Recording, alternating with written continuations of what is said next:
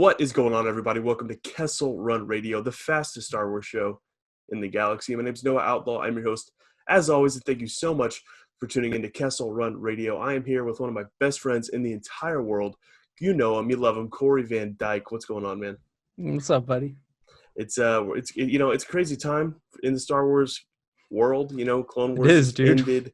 We don't really know where the next set of films is going, but we're here to talk about Star Wars anyway. And we got a bunch of stuff to talk about today, and we're really excited. And we're going to start out today's show. You don't get Corey on the show and not talk about Star Wars, the Clone Wars, especially right after it ended. So we're gonna review season 7 right now. Season 7 had some ups, some downs, and we're gonna get into that. So, Corey, first, your initial thoughts on Clone Wars season 7. Well, dude, just kind of going back to Celebration Chicago, we saw the Clone Wars panel together, which was like such an experience to see the trailer for the first time, seeing the actors again and whatnot. But my overall review of season 7 is I feel like the first 2 arcs were like bonus arcs, right? Like they were already in development when Clone Wars was canceled. So it's like the budget probably wasn't too bad to bring those to life. Yeah. I really enjoyed the Bad Batch arc. It felt like classic fun Clone Wars. Bringing back Echo was really fun, and it was cool to see Rex start to be emotional, and kind of setting up Siege of Mandalore for kind of how he feels emotionally. Right. So I love Bad Batch. I actually really, really enjoyed it. The middle arc with the sisters, it was okay. Like it wasn't great. It wasn't awful. It was just okay. Like they were very slow and kind of redundant. But I liked seeing Ahsoka and her growing a lot more. But dude, Siege of Mandalore, my dude, like that's in a whole other realm. Right. Like it's just 10 out of 10 amazing. It's so like perfect. Yeah, it was like watching a Star Wars animated film that had like an $100 million budget. Right. Like that's how good it looked. Yeah, it was Siege of Mandalore was the way I describe it is it doesn't feel like a TV show at all. It almost doesn't feel animated at times. The animation has come so far to where some of the sets you're like, that looks like that would be in a movie right now. And it all feels like a one big movie, all 4 episodes. I know a ton of people are already editing all 4 episodes together, making one big 2-hour-long movie. Yes. And I can't wait to sit down and watch that because I feel like it'll just seamlessly be just like another Star Wars movie. Like I think down the road in the future, we're going to be watching the Siege of Mandalore not as the end of a TV show, but as another Star Wars movie. The Siege of Mandalore might be when people are ranking their favorite Star Wars movies. I can see people including Siege of Mandalore as just a Star Wars movie. And that's I think was their goal going into that. And I agree with you that season 7 before the Siege of Mandalore was it was solid. I liked Bad Batch. I think you mentioned this the other day, and I was thinking about it. And I couldn't agree more. But the Bad Batch arc just seemed like really pure old school Clone Wars. You know what I mean? Like something you'd see in like season 3. You know what I mean? Just like in the prime of the show.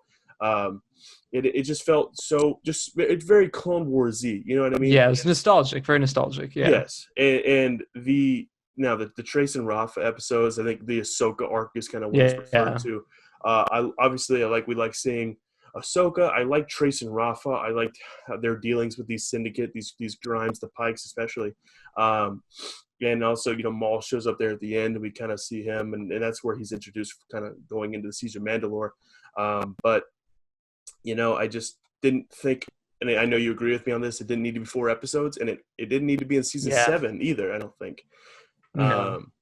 But other than that, any problems I have with season 7 get made up when they don't even. I have the Siege of Mandalore makes up for all of it. It's just so good, and I don't know. I can't get over how it's like night and day. It really is. It really is. I just can't get over how amazing, how well Dave did it, and Dave did the Siege of Mandalore, and everybody involved with the Clone Wars, and it's just they had to deliver, and they did. Yeah. Oh yeah.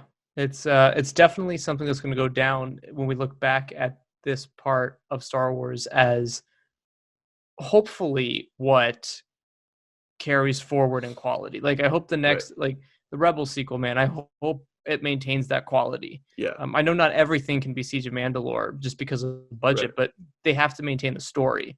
Right. And they have to maintain the look of it. And I hope that the Rebel sequel is going to be like the Clone Wars animation, because I think that would be good. It would be good to see that animation utilized more. Right. I mean, dude, like when we saw Vader and the snowtroopers and the stormtroopers, they look so good in that Clone Wars animation. Dude, could you imagine this? An original trilogy show like that, following Luke Skywalker throughout the years of him being a Jedi after Return of the Jedi, right. and him meeting Ahsoka and meeting Rex. And like, dude, it's perfect, man, to have, because Ahsoka and Rex lost a friend in Anakin and lost somebody who they love very much. And it would be so cool to see them go on adventures with Luke and Leia and Han. Right. I'm all for that. And the scenes where they may, because Luke obviously doesn't know much about Anakin. Obviously, we never was able to meet him as he was whenever he was a good chap. He only saw the bad part of him and the good part for just a few minutes. But them telling stories about things Anakin did and how he was, and Luke learning more about his father would be great. And, any time to see Ahsoka and Rex, together, especially in different time periods other than the Clone Wars, it's something special. Like whenever you see them together in Rebels, it's really nice. And I would love to see more of that. And also, I know you mentioned, the stuff with the original trilogy with that animation style, but I mean, look, here's the deal. Here's the reality of where we're at right now. With the sequel trilogy, Daisy Ridley, John Boyega, Adam Driver, Oscar Isaac, they're going their own ways. They want to do different things. So if they want to continue that story, do it in animation. I would love a series that takes place after Episode 9, and it's it basically just tells us, it shows us the adventures that Rey and Finn and Poe went on after the events of Rise of Skywalker. That'd be awesome. That would be amazing. Seeing Rey's yellow lightsaber. I know our buddy Steele. I know our buddy Steele had the Ignite the Green movement. I'm all about this Ignite the Yellow right now. Ignite the Yellow. Ignite the Yellow. Yeah. Please. And I see the yellow ignited in the cover of the Lego Star Wars Saga. Yeah. Yeah. And I need more. I need to see Rey in action using it and not in Lego form. Give me at least an animated Rey, like Clone Wars animated Rey. Dude, oh man. Dude, it's like that lightsaber color is something that we've never seen, obviously, in the films up until Rise of Skywalker. So now that it's being used, I fully expect to see that being utilized going forward in different media. I want everyone to know that I guess I said something that sounded like "Hey Siri," because she's just went off. She started going off on her own. That's the government listening to us, man. That really is. Hey, they don't. I guess the government's like, hey, they're talking about some animated stuff. They know what's Rebel going down with the sequel trilogy. They know it's coming. We got to make sure. Yeah. Put that down. No, but I would. That's just something I'd love to see. And I think and what you said about quality going forward with animation, you got to remember Rebels. I love Rebels. I think Rebels is a great show. Yeah. I know you kind of are iffy about it. I think Rebels did a great job of what they had, but their budget was very limited. I think that was the issue, yeah. And on Disney, and I think that might have had something to do with them being on Disney XD. Oh, 100%. And I think I really hope Disney sees the reaction to the Siege of Mandalore, and Disney Plus, and they use Disney Plus to create content of that quality going forward. And giving the animation department at Lucasfilm or Filoni or whoever is running these shows, hopefully it's Filoni, but also I'd love to see him maybe move on to live action more, because I think he is really going to be a fantastic live action director. And I really hope, I think one day he'll do a live action Star Wars movie, a full one. I hope so. That would be great. Yeah, and his Mandalorian episodes, They had some issues, but they're like he did that 5th episode with Toro Calican, and where they go back to Tatooine, and that episode had cool moments, but overall that episode had issues. It's probably the weakest episode of season 1, I'd say. But he's constantly learning, and that's something that I noticed in the Mandalorian documentary that we're actually going to go into a little bit later. Yeah, he's sitting there telling everyone, he's like, "Look, I'm here to learn." I learned from Jon Favreau. He's constantly absorbing information about directing live action from all these great filmmakers. And so I think that he will do that. But like I said, whoever's going forward with Lucasfilm Animation, and it probably will be Filoni for the near future. I hope they see what Siege of Mandalore did and how people reacted to it, and there's been a lot of positivity, more positivity that I've seen about Star Wars in a long time. And I think they see that, and hopefully they, give them more of a budget, 100%. Yeah. Well, and actually talking about like Dave and writing and directing, he wrote by himself these 4 episodes for Siege of Mandalore, and it's some of the best writing in all of Star Wars. So 100%. You can tell that Dave can really deliver. Yeah. I wonder what happened with Chapter 5 of Mando. Like, I don't know if maybe it was, I don't know. It's like, it's night and day stuff, I mean, it's interesting. So hopefully we see his writing skills, in Mando season 2 and see what he does with an episode there. Cause I have a feeling when Ahsoka turns up, like that's going to be his episode. It's gotta be. Yeah. So I could see him writing and directing that. Yeah, which that's going to be a crazy moment that we haven't really talked about on Kessel Run Radio. We've talked about it on the channel before, but Ahsoka and Mandalorian, I'm counting down the minutes till we get to see that. Or I just want to see what she looks like. Even if they just released a still, I really want to see that. But so excited. But I think the future is bright for Star Wars animation. That we've reported about the Rebels sequel. It hasn't been officially confirmed yet, but we guarantee you it's happening. So that's something we're really excited for. And I think some guys from the Lucasfilm animation team have talked about they have a lot of stuff coming out. And they're working on a lot of stuff. And it makes me think that maybe your theory about the show with Luke and him meeting Ahsoka and Rex after the original trilogy, or after the sequel trilogy stuff with Rey, Finn, Poe, everybody. They have a lot to work with, and I hope they, carry the quality of Siege of Mandalore to those projects. I genuinely also don't think we've seen the end of certain Clone Wars stories either. Like we were talking about this on the show we did at the roundtables for the final episode, but like they could totally just adapt like Dark Disciple as a quick Star Wars animated movie for Disney Plus. It's all the arcs that weren't finished in Clone Wars weren't directly tied to the Clone War itself. Like they got that Boba Fett and Cad Bane arc. That's not tied to the Clone Wars. That can be a Boba Fett Cad Bane story. Right. So there are things they can do that won't disrupt the fact that the series has ended. Yeah. But can 100%. Still, and Dave kind of said, I think he said a couple years ago, or no, not a couple years ago, last year at D23 in an interview, he said that while the Clone Wars is over, characters from that show aren't done, aren't finished. And so characters like Ahsoka and Bo and Cad Bane, I think we still need to see fleshed out, and we will. I have no doubt we will. Yeah. There's so many characters that are beloved from the Clone Wars, and obviously they're not afraid to bring them back, as we've seen with Ahsoka. Yeah. And I think Cad Bane is one that I would love it if Cad Bane showed up in Mandalorian at some point, or the Cassian Andor series at some point in time, something like that. There's so many places that all those characters could pop up. And I'm with you. I think we need more Asajj Ventress. I think her character is fantastic. So something like a Dark Disciple thing, I think, would be fantastic to show on screen.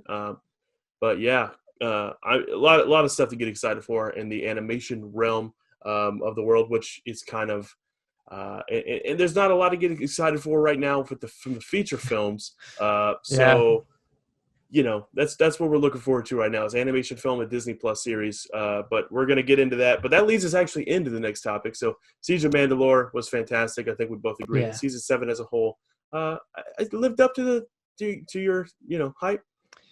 Oh, well, yeah. I mean, yeah. Siege of Mandalore was always what I thought would deliver. Right. So I knew that it wouldn't be till the end, till it hit all the punches and all the feels. Mm-hmm. So as a whole, yeah, I mean, it's hard. It definitely delivered. If Son of Dathomir was in there, it would have been even better. That would have been nice. Yeah. Yeah, we have tons of content on the channel for Clone Wars. If you guys want to check that out, Absolutely. We've got like reactions and we've got roundtables and all of it. So you can hear more of our thoughts on the Clone Wars on other videos. Yeah. And I agree. I agree with Corey. I call him Core because we're friends. But I agree with Corey. It lived up, and like I mentioned earlier, season 7 was at times rocky for me. But Siege of Mandalore made up for everything I didn't like about the earlier part of season 7. All right, and that moves us on to our next topic. On May the 4th, be with you, May 4th. There's always some news that drops, and some news that we got, which actually I think they were kind of expecting to make a huge splash, and it kind of did, but also it had me asking more questions. But they announced that Taika Waititi, which had been rumored for a while, is going to direct a Star Wars feature film for the theaters. That's something that they worded very specifically in their article. They said it's a feature film for theaters. So that makes you think that they're going to possibly be making feature films just for Disney Plus, which I'd be really interested in. Because obviously they've announced the Disney Plus series they've been doing, but them saying that it's specifically for theaters makes me think, and it makes me excited for what possibly we could get from the feature film side, but only on Disney Plus. Right. But anyway, Taika Waititi is directing a feature film for the theaters, and that's exciting. I think Taika is so talented, and obviously he's not brand new to Star Wars. He did the season finale of The Mandalorian. Oh, what an episode too! Such a great episode. Yeah. And so that is what really gets me the most excited to see what Taika is going to do, but I just wish we had a little more information. Yeah. We don't even have a release date for Taika's. We don't even know what he's like, what date, or we don't even know if he's in the 2022 movie or if he's. Yeah, we don't know. Because my first thought was, okay, this is the 2022 movie that's on the slate.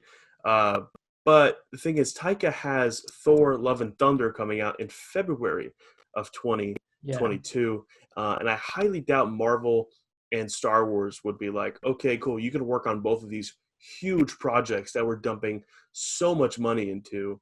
You can work on them at the same time. I just don't think it's something they'd be comfortable with. So maybe Taika is the 2024 movie. You know what I mean? Something like that. Which it makes us wonder, are we even getting a 2022 movie? Is that happening still? Who knows? But Corey, what are your thoughts on Taika directing a Star Wars feature film for the theater? Yeah, I'm all down for that. Like, the dude's just very talented all around. I mean, like, we were watching the Mandalorian behind the scenes. It was cool seeing him talk about Star Wars and the passion he has. And one thing that I like that Jon Favreau said was he said that they only hired people for Mando who were fans of Star Wars.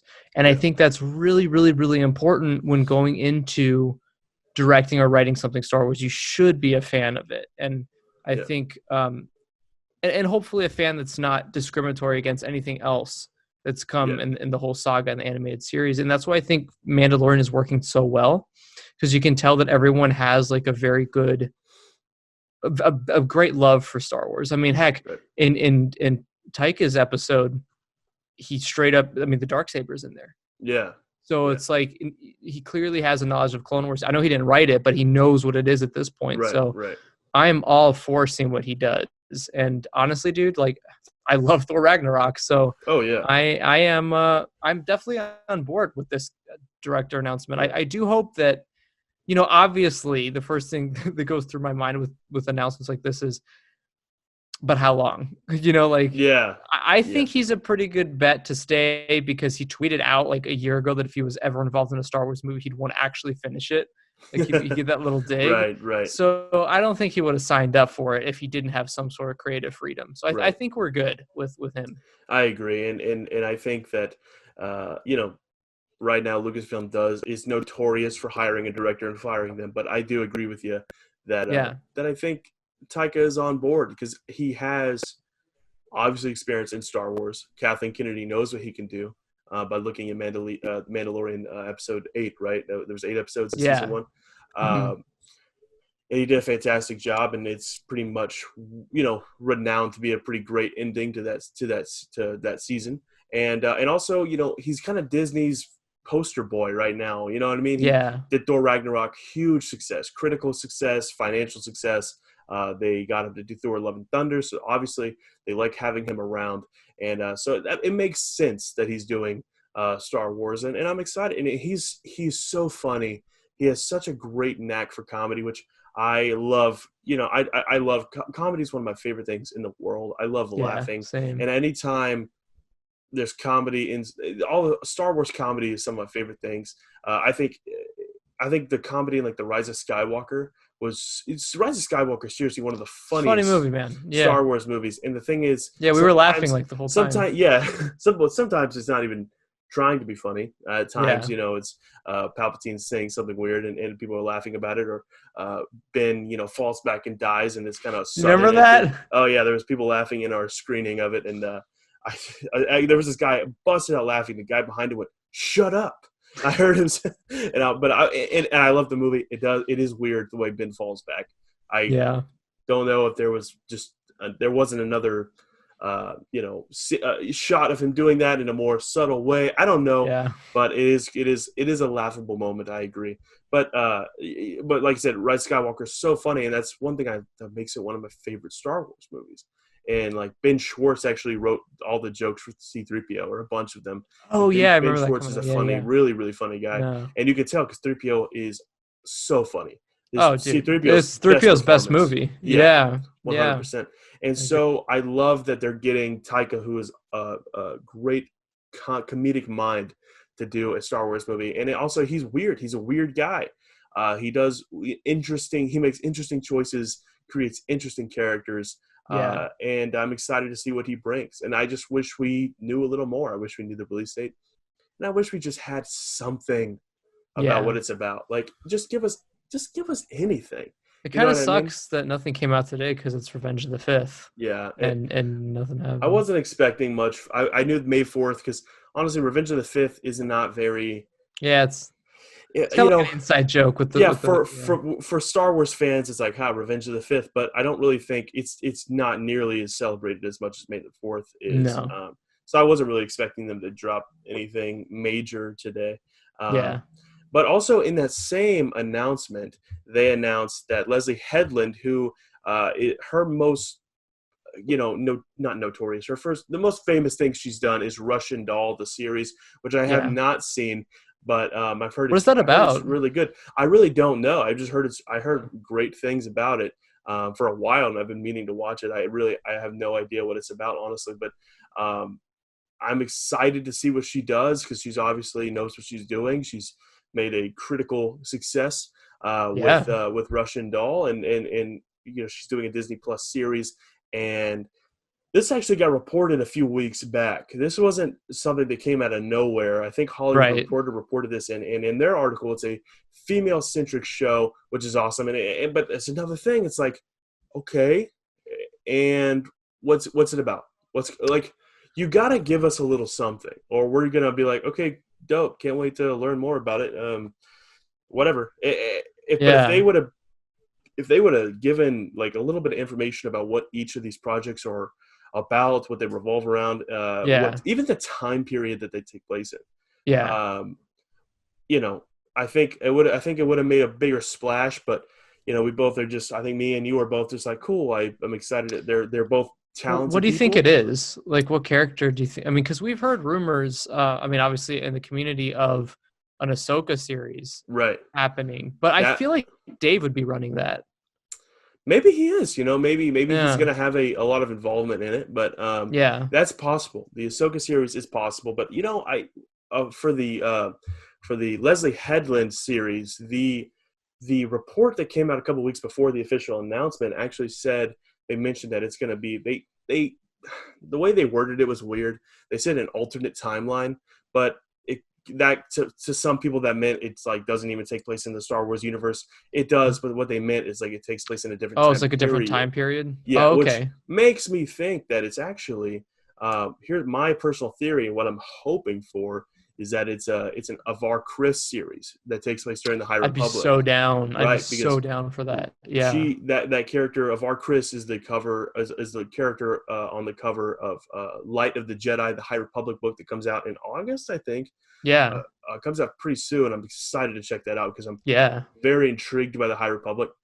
And I think that one thing I think that Lucasfilm needs to do if they're going to push the High Republic as much as they seem like they're doing is they gotta have shows.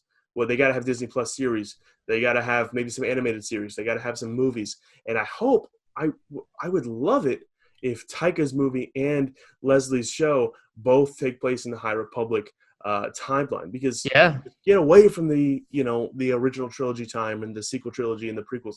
Get away from that, man. Go for, which is what they're trying to do with High Republic. Yeah, right. And I really hope that's what they're doing.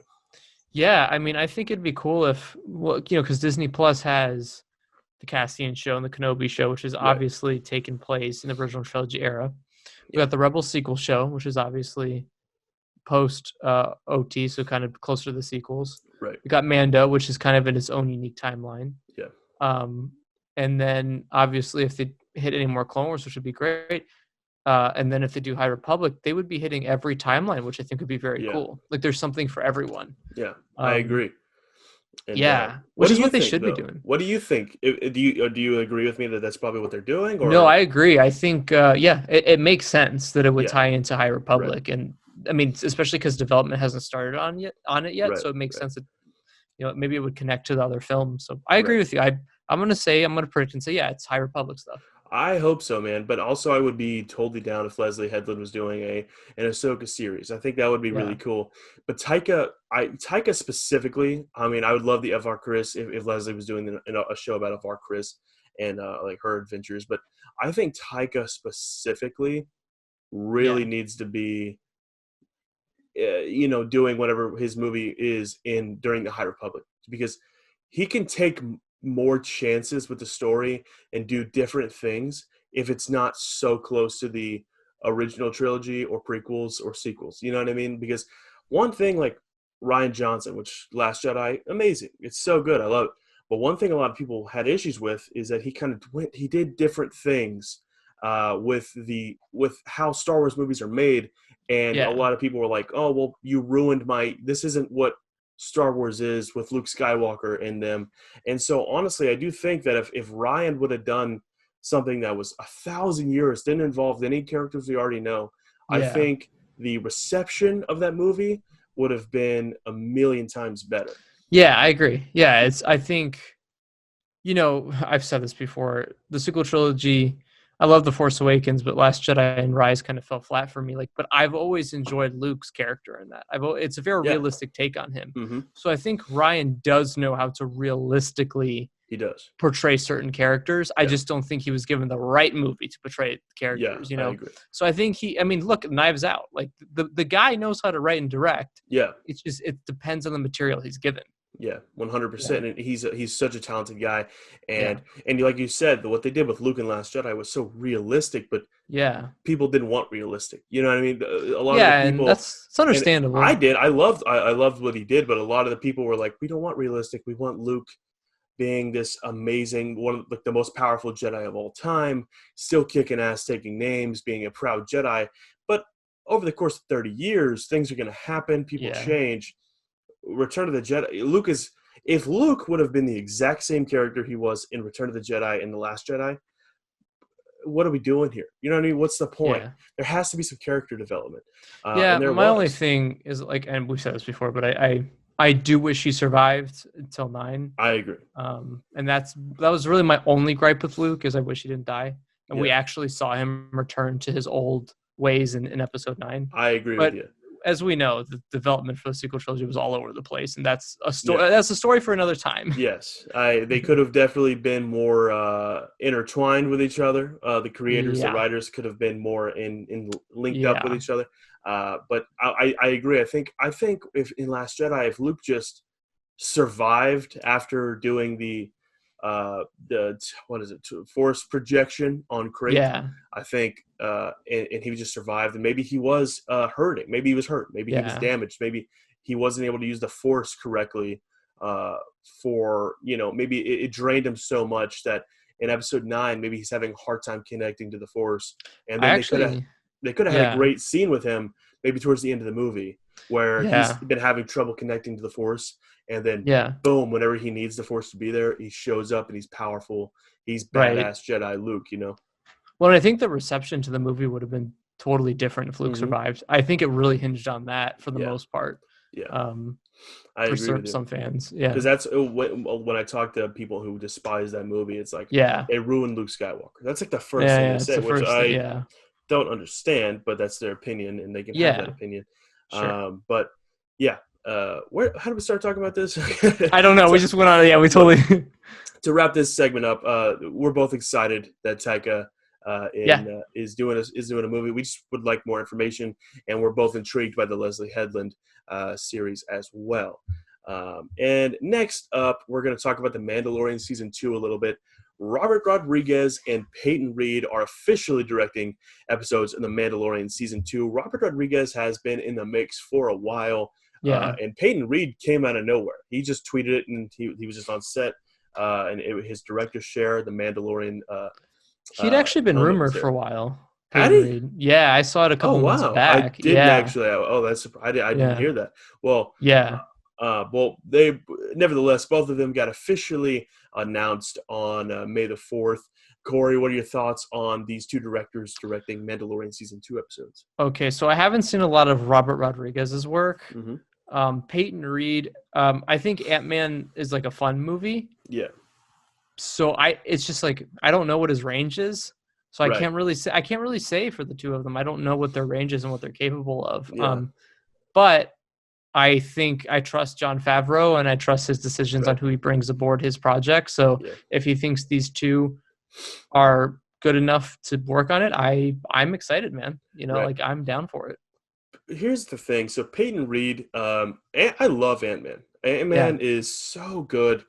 It's so funny, and like going back to the comedy thing. I love when these big franchises have movies where it's basically a straight up comedy. Yeah, and that's almost what Ant-Man is. Literally, like this is so specific, but one of my favorite things in any Marvel movie is when Ant-Man, Scott Lang, he gets out of prison or whatever, and he's like, all right, I'm gonna get out there and I'm gonna, he's just talking about he's gonna do big things and stuff. And then it hard cuts to him working at what's that? Ben and Jerry's? No, it's that other one. It's that other ice cream place. Anyway, he's working at an ice cream place, and he's like just taking orders. And like the hard cut they do to him is seriously. I laughed so hard seeing that in the theater. Yeah. And so Peyton Reed definitely has that comedic sense on lock, which Taika didn't go too hard in the comedic tone on Mandalorian episode 8, which is good because that was a pretty actually emotional episode. So, and I think Peyton could do the same. Baskin Robbins, that's the one. Yes. It's so funny. That scene is hilarious. Yeah. And the kid's like, actually, you have corn dogs? He goes, no, we only have ice cream here. And he's like, you just want to have like maybe mini corn dogs with mustard on it. And he looks at him and he goes, dude. It's so funny. I love that scene. And if Peyton Reed can bring that charisma to any of the characters in the show, I think it'd be great. He's also done he did Bring It On, like the cheerleader movie. So he has range as well. And he has range. And if we want to talk about range, though, Robert Rodriguez has range. That guy has done all the Spy Kids movies, which I loved growing up. I loved the Spy Kids movies. He did Shark Boy and Lava Girl. These movies that are aimed for children. Yeah. And he does a great job with them. But then also he does movies like the Machete movies and the Desperado movies, like these super violent, bloody, and then he did like Alita Battle Angel, which was aimed more towards, I guess, teenagers, I think, and it was like an action sci-fi adventure. He has so much range, and I'm so happy that they got him for The Mandalorian.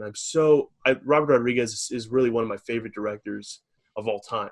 Wow. Okay. Yeah, and so him being in The Mandalorian, ever since I got rumored, I was so excited. All right, that gets me pumped. Yeah, no, he is amazing.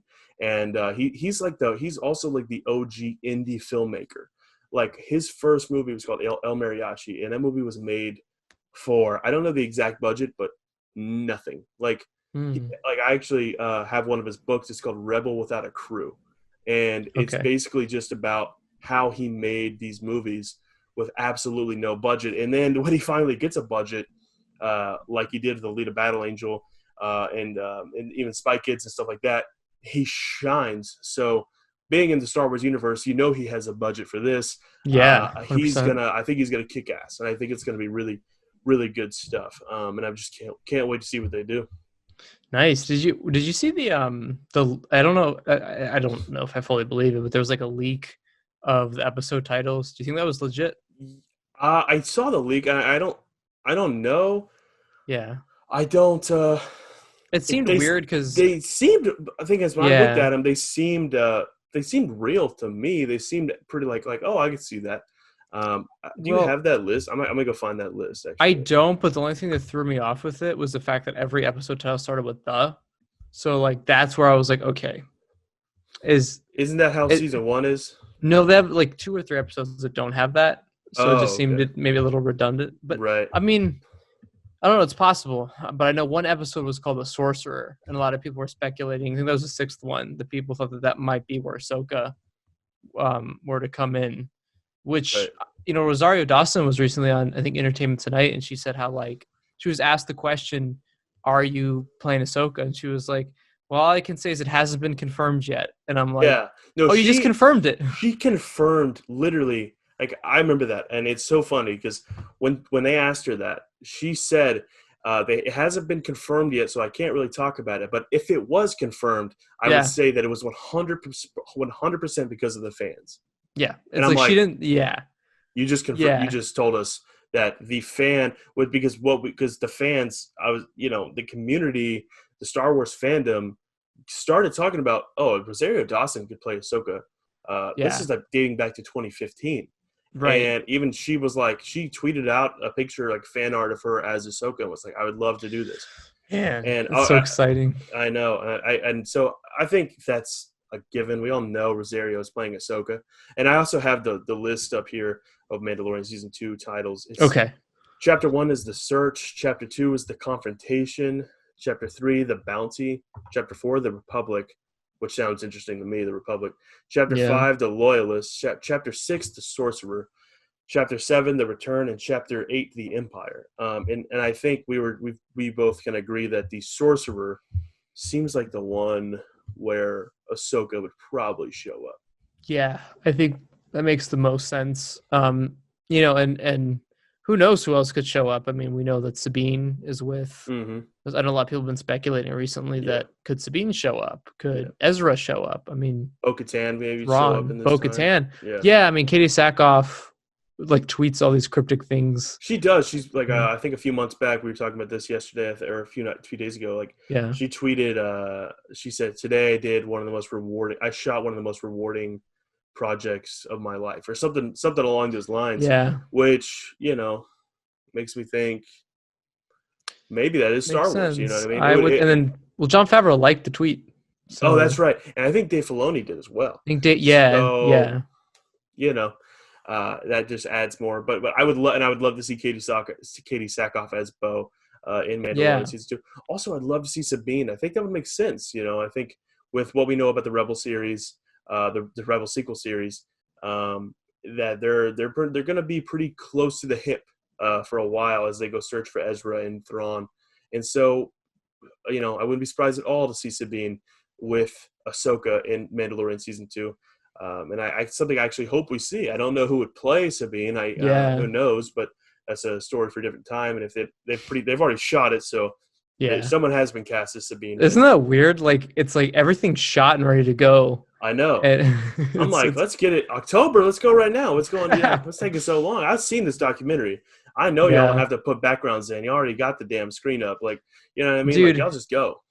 I'm pretty certain this documentary, since they're doing it weekly, I'm pretty sure it's going to end with the trailer. I think that's what they're building. That makes a lot of sense. Yeah. Which actually moves us into our next topic. We both watched the Mandalorian documentary, episode 1. There is 8 episodes total, so there's 7 more episodes. It was about 30 minutes long, and this episode just focused on the directors. Yeah. Which I love this. I loved it so much. It was so interesting. And what I noticed is that, obviously Jon Favreau is kind of, him and Dave run the show, but John is kind of the executive producer, kind of above everyone. But This episode really focused on Dave a lot. Like there was a lot of stuff on Dave. I spent a lot of time just talking about how important he is to the show. And I love that because I just love Dave so much. We are so, as Star Wars fans, we're so lucky to have Dave Filoni, working at Lucasfilm and the amount of content that he's given us, that has been fantastic. Yeah. Like Mandalorian, Clone Wars, obviously. If you like Rebels, even people who like Resistance a lot, which I know there's a lot of people out there that love that show. Yeah. He's done so many great things. And I really appreciated that he really got his time to shine in this episode. What are the highlights for you from episode 1 of this documentary? Well, yeah, I think like you said, Dave, he's talking about how he got hired at Lucasfilm, and that's a story we've heard before, but he expounded on it a lot more, which was cool. Yeah. And it was cool just seeing following Dave through the years, especially when Clone Wars started. There's something so awesome about seeing him become mainstream now. Yeah. Years ago, he wasn't that well known, like only among fans, and now he's like going on Good Morning America and Entertainment Tonight, and he's like being highlighted in live action. It's awesome, man. Yeah. So seeing Dave get recognized finally for what he deserves is awesome. And now people who haven't seen the Clone Wars are taking it more seriously and actually watching it now and seeing how great it is. So it's awesome that they're highlighting Dave so much. I think another was something that I was like, whoa, about was when Bryce Dallas Howard was just like, yeah, I went to this dinner once with Kurosawa and George Lucas. I'm like, what? Yeah, it's she was so nonchalant. She was like, nonchalant about it. I went to this dinner, and it was like my dad wanted to take me to Japan, and we were at dinner with George Lucas and Kurosawa, and I was just sleeping. I was like, oh my gosh, can you imagine? Right, it was and that's, I love also the tightness of that group. They all seem very close to each other. They all seem like a little family. Mm-hmm. And I love seeing collaboration like that, man. It's so important in life in general, just for collaboration. Yep. And I'm so glad that that's what we're getting, because that's what we needed, I think, with the sequel trilogy. And I'm so glad that in Mando, everyone's together. I love John, man, what a guy. Well, he's the homie.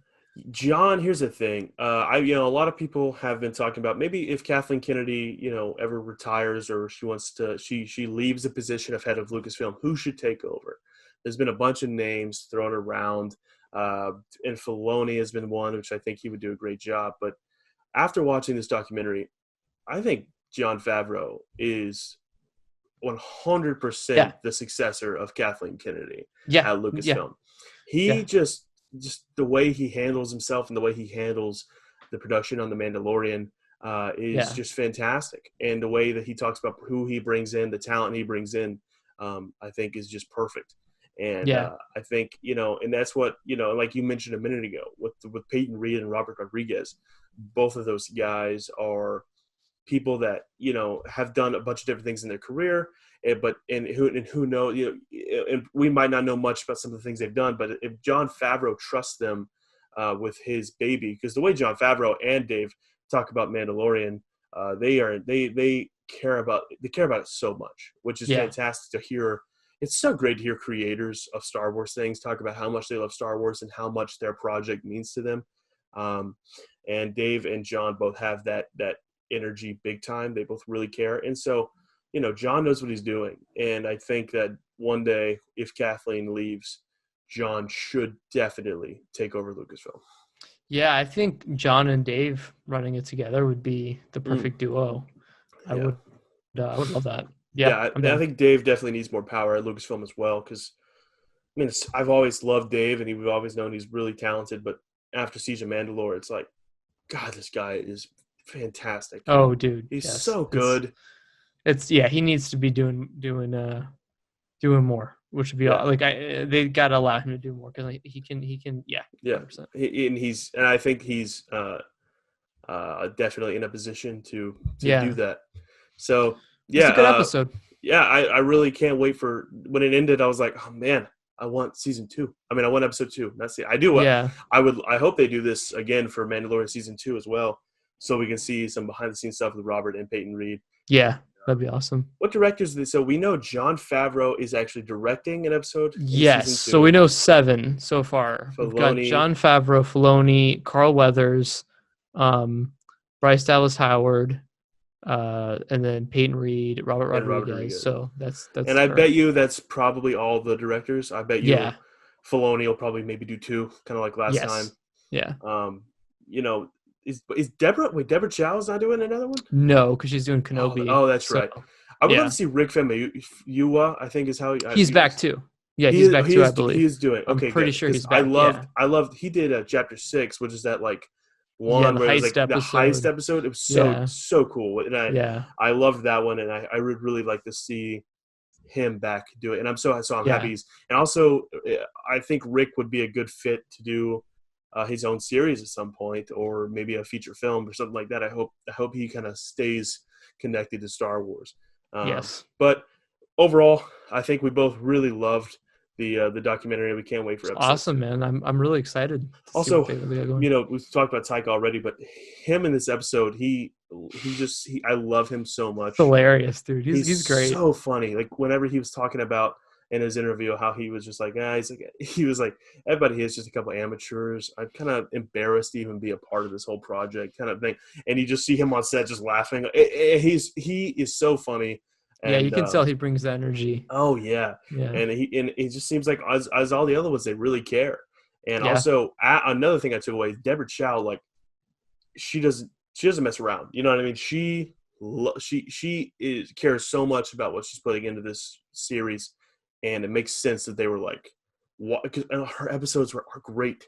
Both of them are the two of the best episodes from season 1. Both of Deborah Chow's episodes. So it makes sense that they were like, "Hey, come do Kenobi, please, because you kick ass." Yeah. And I can't wait to see what she does with that. 100%, man. Yeah. All right, let's move on. And this is actually we're gonna do a little. We made a list. Me and Corey made a list, and we're gonna actually rank. 1 through 5, how our excitement levels for upcoming Star Wars projects. So Corey and I have your list, and what we're going to do is we're going to go 5. Corey will do his 5th, and I'll do my 5th. Corey will do his 4th, I'll do my 4th, and so on, and we'll talk about it. So Corey, sounds good. What's your 5th on your list for you're most excited for? So it's High Republic, because I am interested to see what these characters are about. I will be grabbing the Marvel comics and probably just listening to the audiobooks and seeing what the story's about. Right. And hopefully it's a preview of what's to come. Yeah. I am so excited for High Republic. I'm with you. It almost made my list, but then I was thinking about a few other things, and but I am so excited to see. My 5th is the Leslie Headland Disney Plus series. I just think, like I said earlier, I haven't seen Russian Doll, but definitely seemed like it's a really great show, and obviously it is if Lucasfilm is tapping her to do this show. She obviously has something that Lucasfilm sees, so I'm excited to see what she's doing and what that's about. And if it's an Avar Chris show with the High Republic era, I think that'd be great. Or if it's like an Ahsoka series, that'd be great. All right, what's your 4? My 4th would be the Cassian series. They recently announced Genevieve O'Reilly, who will be on board as Mon Mothma, as well as one of the Scars guards. I forget which one it was. Oh yeah, is it? It's one of them. Yeah, I think it's his son. Yeah. And I guess I'm really more excited about the potential of what that series could bring. Right. Just because I feel like Ahsoka could pop in there. We've heard rumors too, like there throughout could the be community a bunch. that. Well, yeah. Like, and the Fulcrum stuff could yes, really, exactly. And Cassian was a Fulcrum agent, so it would make sense that Ahsoka could tie it. Dude, how dope would that be? Freaking Diego Luna interacting with Ahsoka Tano. Like K2 and Ahsoka having some banter. Yes. That'd be fantastic. And I'm just so excited to see Alan Tudyk and Diego Luna back in those roles because they were so good in Rogue One.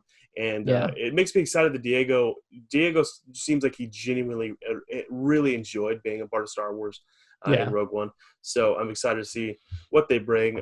Number 4 for me is Taika Waititi's movie. And the reason I love the movies. Like that's always been my main thing. But right now we don't know anything about it. And I just whenever we learn a little more about what that movie's going to be about, it'll probably get higher on my list. But right now it's at 4. All right, Corey, what's your 3? My 3rd would be the Rebel sequel series because I just I'm very pumped to see Ahsoka continue her journey.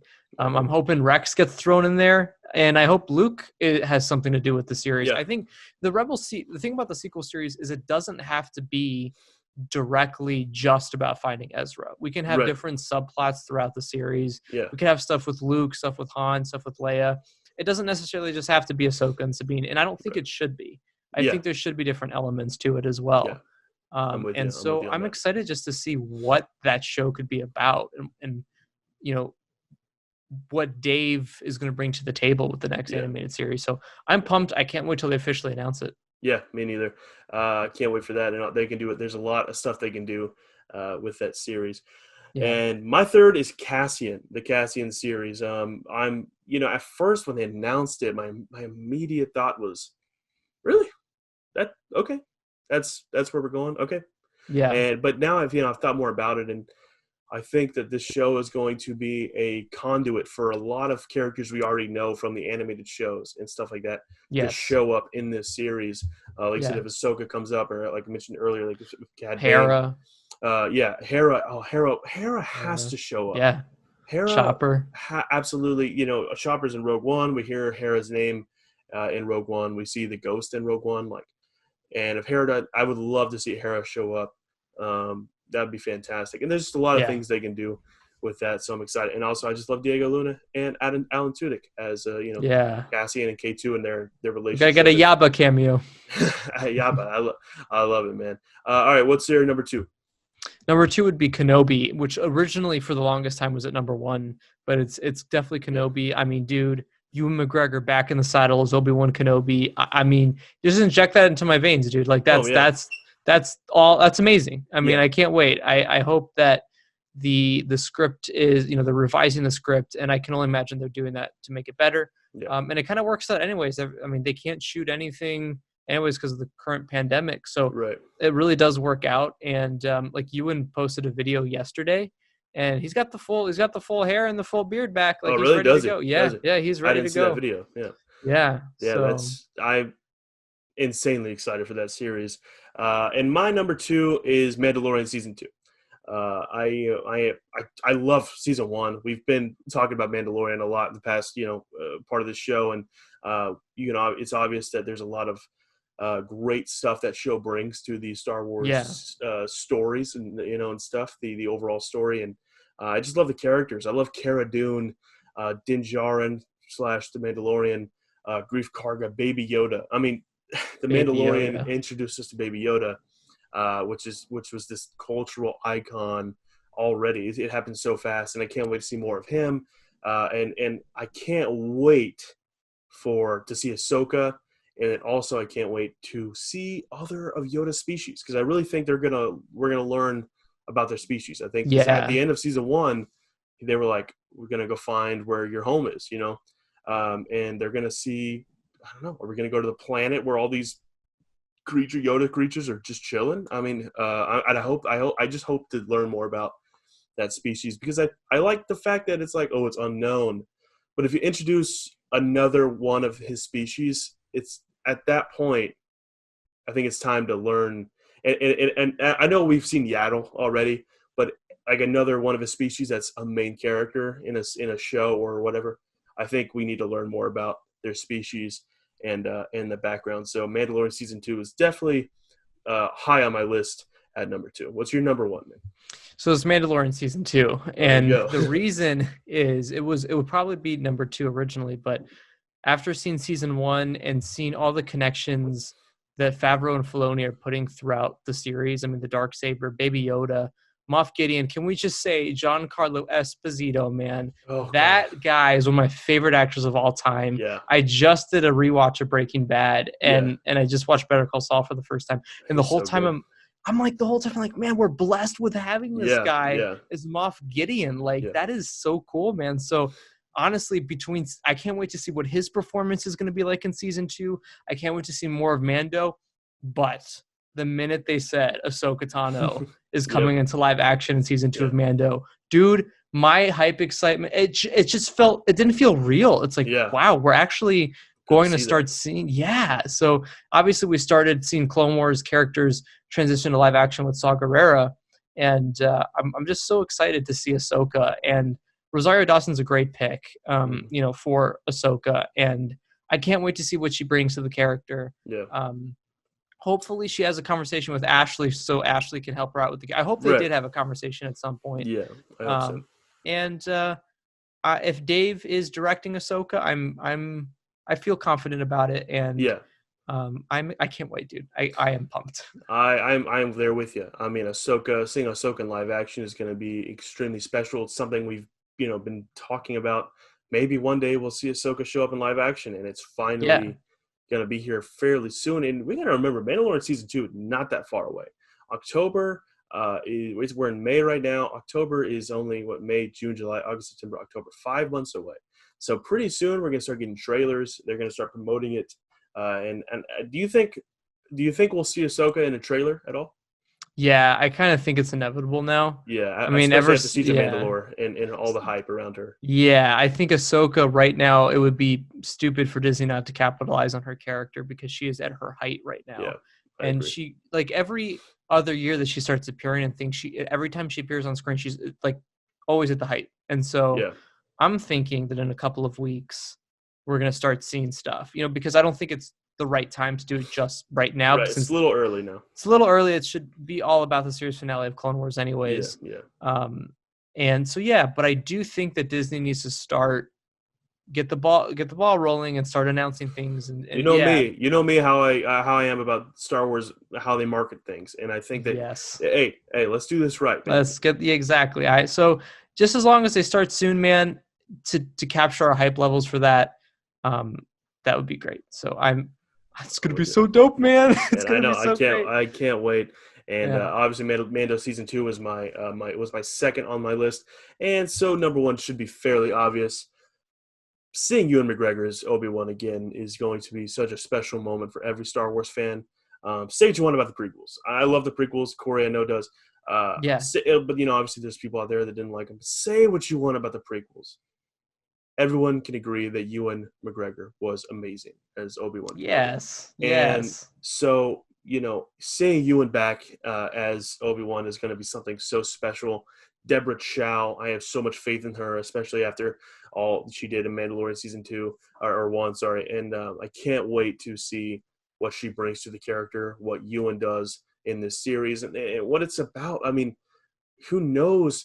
There's so many directions they could go because what we assume is that Obi-Wan was just chilling on Tatooine between the entire time, but who knows? What are the threats that are going to be involved with this series? Is he ever going to leave Tatooine? Who knows? Is he just are there going to be Inquisitors coming after Luke? Him fighting them off? That would be really cool to see. But also, that also wouldn't make much sense because Vader didn't know that Luke was maybe Vader knew there was a Force-sensitive child in Tatooine that Obi-Wan was protecting named Luke. Right. He didn't know his last name for some reason, but there's a lot of directions. So you think Vader would know? No, but the thing is, Vader didn't know that was his son, right? Until Episode 5, right? So if he did know that there was a kid there that Obi-Wan was protecting on Tatooine, I think if Vader knew that, he would have gone to Tatooine and killed Obi-Wan. Exactly. So, but I'm saying, and that's why the thing about the Inquisitors wouldn't add up because they all pretty much answered to Vader in that time period. Yeah. So, but that's what I'm saying. There's a lot of questions about, that I have about where they're going to go. I'm just excited. Like I've said this before, but I feel like Maul and Crimson Dawn has to be a thing too, because I mean, clearly he doesn't have the Syndicate anymore. Right. In Rebels, so something happened. Yeah, and I want to see that story too. And if that connects to Obi-Wan, that'd be cool. But honestly, I'm just thinking that should be another Disney Plus series. Yeah, 100%. The Maul Crimson Dawn stuff, and I heard a while back, and you knew this as well, and I reported this on Kessel Run Radio back in the day. That we heard that Maul would maybe show up in the Kenobi series. Yes, which I think would be cool. But the only thing is, in Rebels, do they say in Rebels that Maul hasn't seen Obi-Wan since the Clone Wars?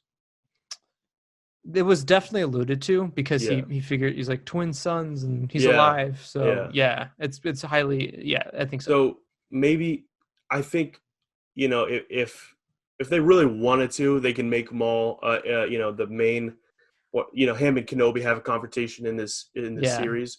But they would have to do a little bit of retconning. But I think it'd be great. Oh my God, it'd be great to see Maul and Obi-Wan, in live action going at it with each other. Because, we did get their confrontation in Rebels, and I love the scene. It was so, Kurosawa-like. It was so samurai like in that scene, their confrontation in Rebels. But I just wish there was a little more to it. I think you agree.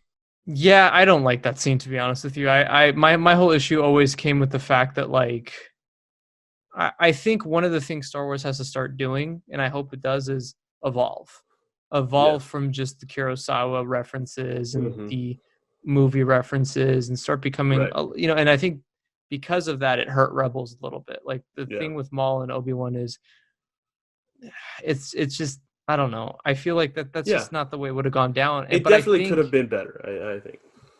I think if this was live action, we would have gotten, like, I almost want that scene to be retconned.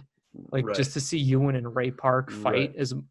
I don't think they would retcon it at all, but I think they would do enough to where we could see Ray Park and Ewan fight it out, again. And maybe what they could do is maybe Obi-Wan does leave Tatooine, and that's where he runs into Maul. So in Rebels, Maul's still looking for him, and he finds out that he's on Tatooine now.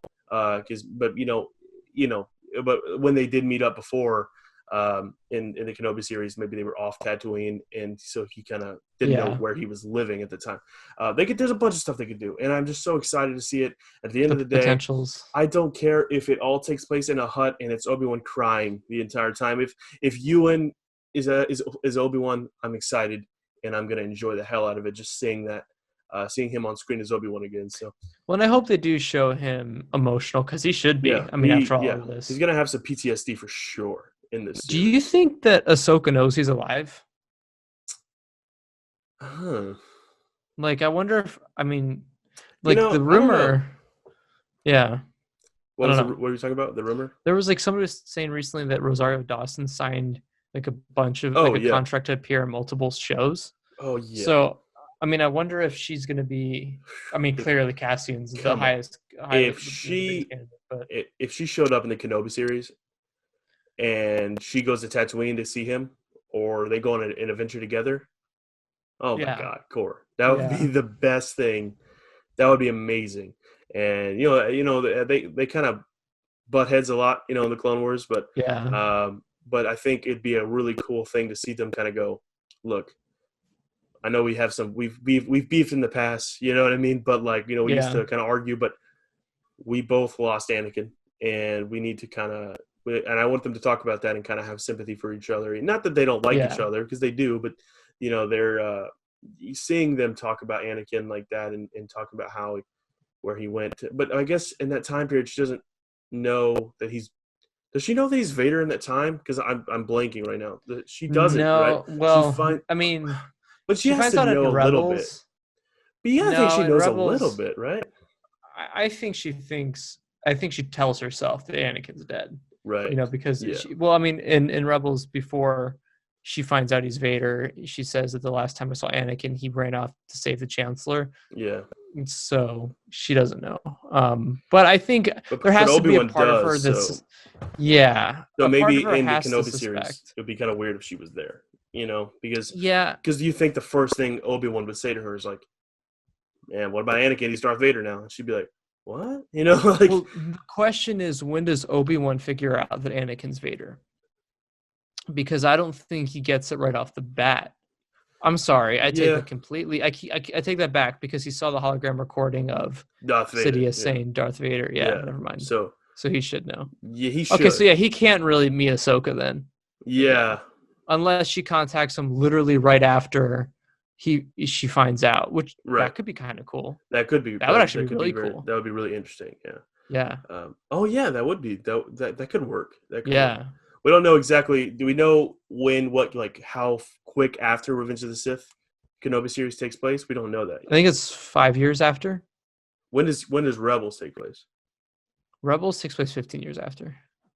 Okay, so that doesn't line up. Yeah, that couldn't work. Okay, unless they do a time jump or something. There's a lot of opportunities for this Kenobi show. Yeah, let's put it that way. Yeah, There's a lot of things they can do. But so that's number one on my list. But I think it's safe to say that we can't wait for all of these projects. Can't wait to learn more about them, and super excited. But yeah, that wraps up the show. Corey, any last thoughts? Just that I hope Disney starts announcing stuff, man, because I'm still on that Clone Wars high. But like once a couple weeks go down and like there's nothing else going on, it's gonna be kind of dry for Star Wars. So yeah, well then it'll be Mandalorian season 2 time, and you get ready for that. Yeah, I feel like the Clone Wars high will last a little more than a month, honestly. Yeah. But I think they need to start announcing stuff and 100% getting us pumped. So, it's time to get it's time to get us excited again for things, because we are on that Clone Wars high, and there's a lot of positivity in the community right now. Yeah. The sequel trilogy, is very divisive. We can leave that in the past. And it's time to move forward with something that like Clone Wars, that I think it's obviously pretty much everybody can agree was great. I think everyone agrees that Mandalorian was pretty damn good. I think most people are excited for that. I'm most excited for this. No, yeah, I'm most excited for like the TV side of things. Yeah, which is interesting, but but also the Disney Plus series, that's 8 hours of content, or if they do more episodes, I think Kenobi is 6 episodes, so even 6 hours, or if not episodes, the episodes aren't always an hour long, but it's about 5-6 hours of content, when a film is like you wait a year or you wait 3 years, really, usually from the announcement to get 2 hours, you know what I mean, 2.5 hours if you're lucky. Right. And so I think Disney Plus series are just kind of the way to go right now. And I think they know that. They're going in that direction, it seems like. So, yeah, just excited to see what they do. And hopefully we get some more announcements, more details on all the upcoming projects pretty soon. But, all right, Corey, man, we'll tell them where they can follow you on social media. Yeah, you can follow me at Corey_Wolfpack, and you can follow us at KR Transmissions. Like I said, we have a lot of plans. This Friday marks the end of just one portion of the channel. It's not the end of the channel. It just ends the podcast I've been doing for 7 years, just because we all feel like Clone Wars is the perfect time to bookend that podcast, which of course is called it's just like a hangout podcast at this point. It went from Wolfpack Podcast to First Order Transmissions. And then I started calling it Kessel Run Transmissions, but it's really not. It's really just still First Order Transmissions. So First Order Transmissions is coming to an end. But that doesn't mean that our involvement in the channel is going to continue. We have a lot of cool stuff planned. Some of the guys on First Order Transmissions are going to be doing different shows with me. So we're going to try to make it more of we're going to be more consistent than usual. Clone and we're going to be kind of like a network for Star Wars shows. Yeah. So the network is going to be called Kessel Run Transmissions, but that's not going to be anybody's show name. So everyone's going to have a different name for a show, but the network is Kessel Run Transmissions. So, we'll put out more information on that when we're ready to announce more stuff. But we're in a new era of Star Wars coming up, and we want to be part of it. So. We hope you guys stick around with us in this journey. I still plan to do Avatar: The Last Airbender stuff on this channel. I know you guys have been enjoying that. So we're going to branch out, not just Star Wars. We're going to do different things. So, Yeah, lots of exciting stuff. So make sure you guys leave a like on this video and subscribe for all this future content that we've been talking about. Super excited to get into all that and let y'all know more about that when we nail down more, the plans a little more. But yeah, so you can follow me on Twitter at Outlaw Noah, and on Instagram at the Outlaw Noah, and follow Kessel Run Transmissions on Twitter and Instagram at KR Transmissions. And other than that, guys, thank y'all so much for watching, and we'll see y'all later.